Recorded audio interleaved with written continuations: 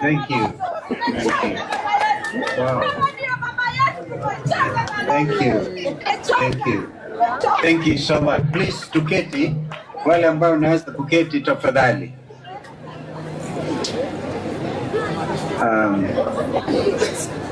Mheshimiwa Gavana wa Machakos, Madam Wavinya Ndeti, distinguished leaders, Bishop Norman Kingo and the team, the clergy who are gracious to present these young Kenyans before God, wazazi wote, mabibi na mabwana, program facilitators. It is obviously a matter of good and great honor for me to stand before you today and to be able to celebrate not only your achievements, but also the success of one of Kenya's greatest transformations, devolution. Today's gathering is a living testimony of what can happen when devolution works, when counties invest in their people. This celebration, therefore, is bigger than the mere presentation of certificates. It is, I believe, a living testimony of what happens when devolution meets empowerment. I choose to make this written statement because this is the first such event, so it will go in history, because if I speak of the cuff, which I intend to do, I will juxtapose my remarks with some off-cuff remarks in order to bring this matter to where I believe it should be. Dear friends, the power of devolution lies in its ability to bring government, opportunity, and hope closer to the people. Before 2010, much of our country's progress was decided in Nairobi. When we promulgated the new Constitution of Kenya on August 27, 2010, key among its most definitive and deliberate pillars was devolution, ungatuzi. We were clear that we needed to address deep-rooted challenges that had persisted since our independence, including marginalization, inequality, and the over-centralization of power and resources in Nairobi. Thus, with devolution, every county, including our beloved Machakos County, was given the authority, a measure of resources, and the responsibility to shape its own future. I heard what Deputy Governor Francis Mwangangi said, and it is actually a matter of great shame, a matter which is not acceptable, that while the national government enjoys 85% of the total Kenyan budget, only 15 goes to counties, 15%. A lot of you, or some of you, remember that I was a co-chair to the famous, or is it now infamous, NADCO, National Dialogue Committee, and we even upped it to minimum 20%. But now Governor Francis Mwangangi is telling us it's gone down to 9%. Completely, a complete reversal of what the people of Kenya intended to do through ungatuzi. Imagine if Governor Wavinya is operating within the 15%, by the way, is shared between the 47 counties. And the little that she gets, she's able to empower the youth that she's trying to do today. Imagine if we went up to national government, wapate 60%, na counties wapate 40%. In fact, in my view, we should make it 50-50, because all the stealing that is happening in Nairobi is because they have a lot of money to throw away. And yet, as I speak to you, our university lecturers have been on strike. This is a third month, and they cannot be paid the 7.9 billion. They want it paid quickly. I give a suggestion to William Ruto. You cannot keep our university lecturers in the streets. These are some of our best minds. But on the one hand, you're able to get your agents collect sometimes 6,000 to 10,000 people to State House, bribe them with 10,000 shillings each, mass bribery. Now, if you cumulatively took that into account, the amount you're spending on bribing Kenyans, that is enough to pay university lecturers and to get our university students to go back to school. This is just but the simple reality of the mismanagement this country is experiencing at the very top.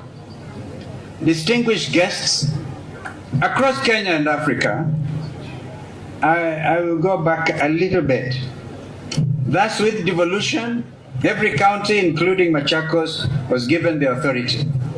Devolution, fellow Kenyans, is not just about building roads as markets, as Governor Vinya said, but it's also about building people.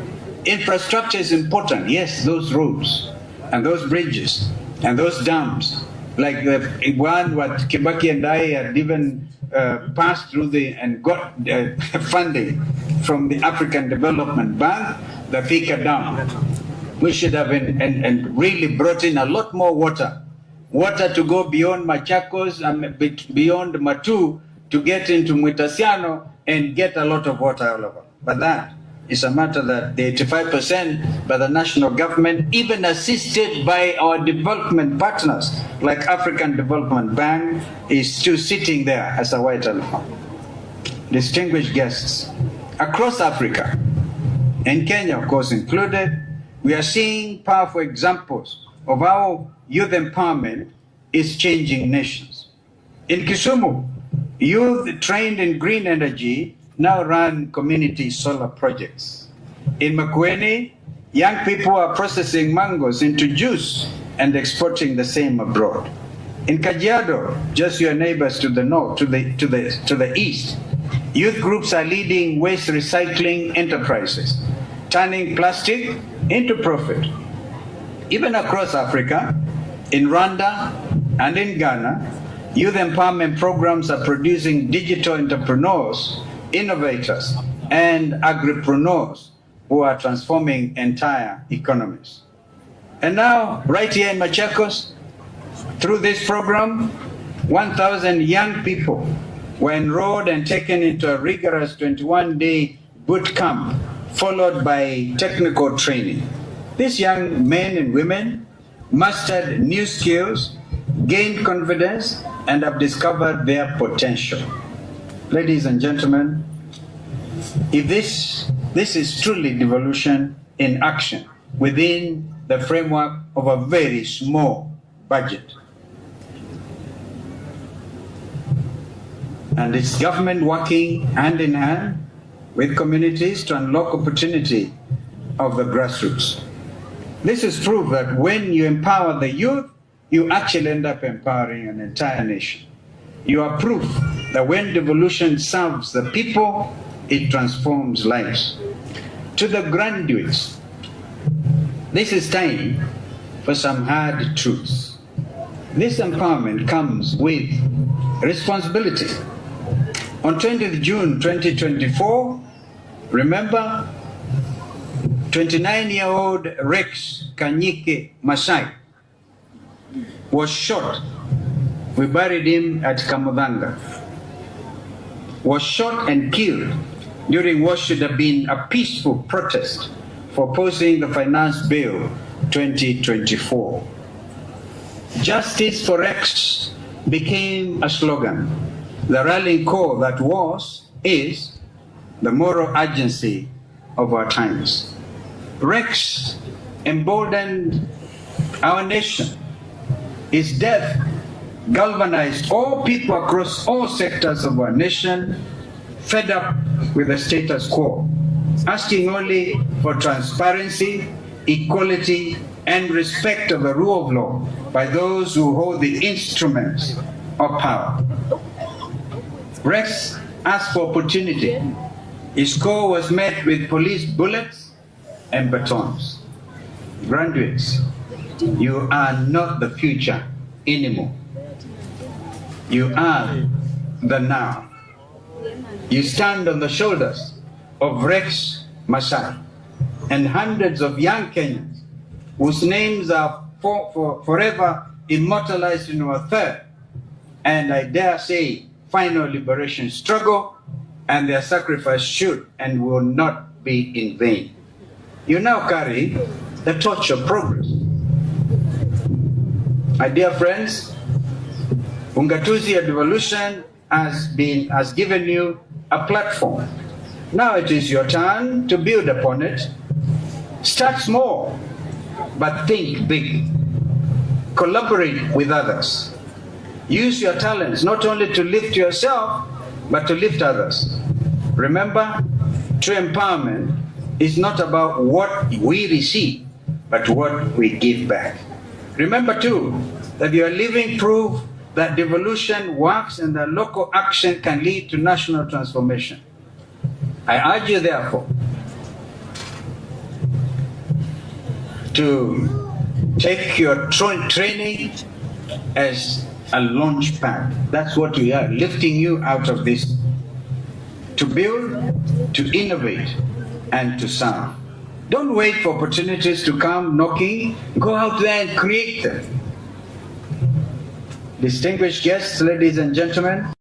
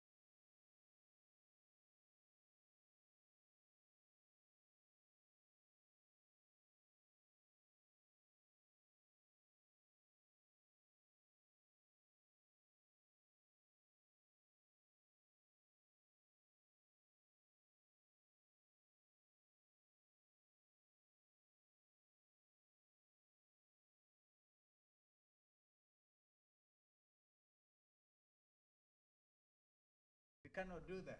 We believe in consultation. Maybe you even come up with a better name. But you need to give this Machakos Empowerment, Youth Empowerment Program, a sense of the Gen Z revolution, which Rex Masai, one of your own, was not given the opportunity to live. And living is a basic thing. He wasn't going, if he was a girl, he was not going to do what Norman Kingo was challenging you not to do. He was a decent young man.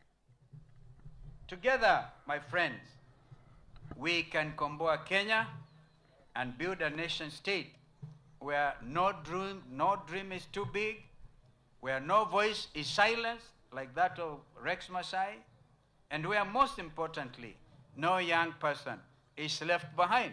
Even those who fail. I've heard Governor Wavinya being a mother say, you will get back there in January. Mpaka ufaulu.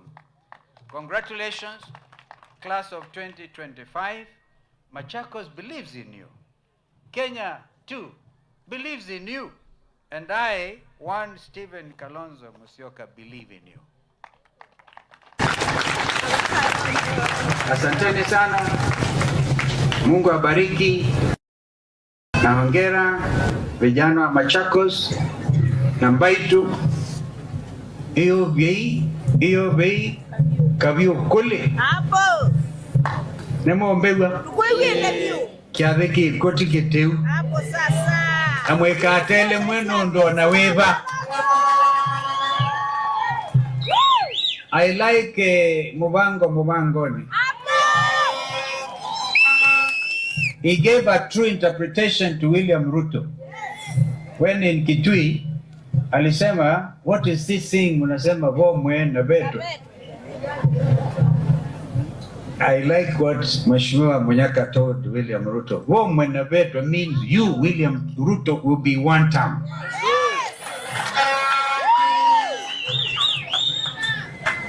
And where you wonder, maana ya Ngiangendu, it simply tells you this community, ya Wakamba, do not believe in corruption. We are not corrupt. Therefore, Governor Wavinya, you have done well. Accept oversight, accept criticism. Let us not go out there praise singing. Hey, you know, I was very shy here. Mukianza kusema Kalonzo the 6th. Hatuwezi kuwa the 6th if these young people do not take out their voters cards. Mwe tayari kuza kura. Alama tayari koko yulu. Alama wasetei kula koko yulu. By the way, Governor Wavinya, I've read in the national media kwamba wao tayari Machakos is leading in taking out the, so Machakos, go out there. That is your weapon to reclaim the dignity of Rex Masai. Yes. If you don't want Masai to have died in vain, chukueni ukura, make this administration which has failed, and I have no hesitation to tell you it has failed, make it absolutely one term. And it is not a cliche, it is now becoming a true vision of every Kenyan who cares about the future of this country. Just look, for example, William Ruto has given orders to now clear the little forest cover we had in Masai Mao, for example, one of the most important water towers, which actually sustains even the ecosystem in the Masai Mara world-famous game reserve. And everything is now moving in the direction of Tanzania because the Mara River is drying up. And President Ruto goes and says, ile miti mzee ikatwe. How do you, somebody ambaye anataka ku make a profit, destruction of our forests? Mwesa mwona ba aiteta Ndwebeti Hills, like kataini Governor Wavinya. Musikubali, because that is the only little thing left around here. You know, just destroy your country. For what purpose? For monetary gain? No. Lastly, I was so happy to see our clergy leaders here, our spiritual fathers. Bishop Kababu, I'm told you are the chair of the level 5 hospital. You know that William Ruto, through Shah and She, has even failed to honor the commitment. And She. Bishop Norman Kingo and the Catholic fraternity, you're doing us proud. the Catholic Church has remained strong and the leader in education, in hospital and healthcare giving. When we laid Bishop Kyoko to rest at the cathedral here, because I was there, then we named Bishop Kyoko Hospital.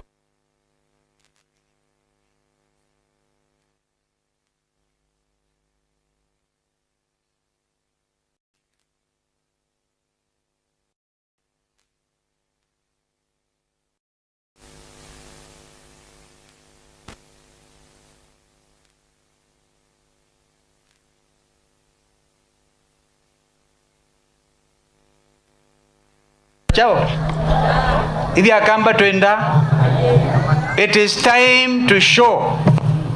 There is this time, and this is God's given time to make the change. And therefore, let us start with a clear message. I know we are next to Mumbuni North, Mheshimiwa Munyaka, niko kweli andumai tuko andaya Mumbuni North. Tafadhali kivela kiwa ipa Patriotic Front ikaimokiosa hiyo na agachagwa na anatembea na Matiang'i na umealange mazi yu Kalonzo we mwe kivela kia ward na wendo tuika president wa Kenya imondeze siambaito tuikalike hivyo alama tayari makaza tuilika hivyo isi tumina baune kendo tumbekewe kendo nde na no bakatumbwe kendo chukwanda yasyo nde na usindwe sawa batana thina. I don't even want to come to the ground. Nondo nye nikwenda noke kwambia kwazia hii na hii tafadhali tusaidiane, because it's the only by election on the 27th in this region. And of course we lost one of our own, and we are very sorry about Mheshimiwa Kabu alikile county assembly na chama cha Wiper, and although he died not in Wiper but a dear friend of mine. So tuwakumbuke hawa wote. And now I've come to the conclusion of my remarks. I promise to juxtapose them with some of these realities of our time. So tunshikamaneni kabisa na leadership, because finally, Governor Wavinya, you have said you are Wiper patriotic governor. I know because of allowing the party leader to come and start this commencement of these wonderful young people, the national government will even go after you. And there are two levels of government, the national government and the county government. Because governors who are elected on party tickets have to remain faithful to their political parties. And that is what Governor Wavinya is simply saying. Wakija wakikushambulia, we shall go also for them. Hatutawachilia. Nundo mazi elia kuita Ruto weneki. You Ruto is majority leader weta Wangondi. So we are doing the right thing. Of course, when the Ruto comes to Machakos, you have to be there to receive him. But when you receive him, you must know you are the county government, the county government. Sio kama ile mulienda hapa kwa inauguration of Bishop wa AIC, Ruto anasema ndiye ataongea peke yake. He doesn't recognize there is a county governor here. Yani madharau mengine tutakataa kata. Inyo mwe tayari? Inyo mwe tayari?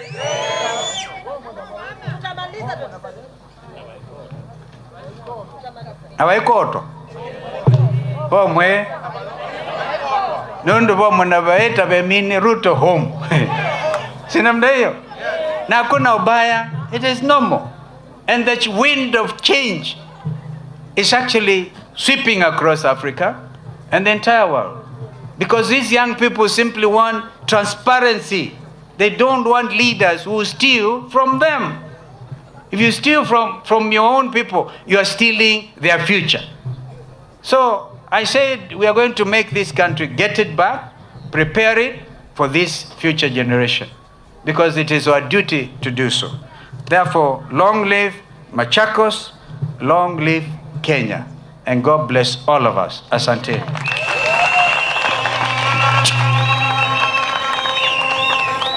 Let us appreciate our party leader kwa makofi mazuri. Haya makofi hayatoshi jamani. Naomba tuketi.